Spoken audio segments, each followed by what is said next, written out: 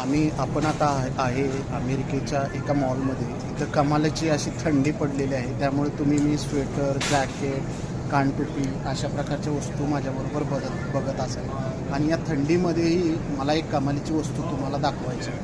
भारतामध्ये असताना आपण या गोष्टीकडे कधीच सिरियसली असं बघितलं नाही. रोजच्या स्त्रीच्या किंवा बायकोच्या गरजा कोणत्या याच्यामध्ये असतील, आपल्या स्वयंपाक बनवणार असतील, तर कांदा हा हार्ड विषय असतो.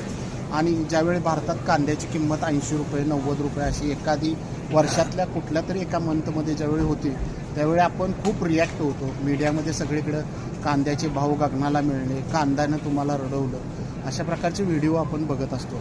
तर मी आज तुम्हाला अमेरिकेमध्ये कांद्याचा विषय किती हार्ड आहे हे दाखवणार आहे. माझ्या समोरच्या रॅकमध्ये तुम्ही बघू शकत असाल, हा आहे पांढऱ्या कलरचा कांदा.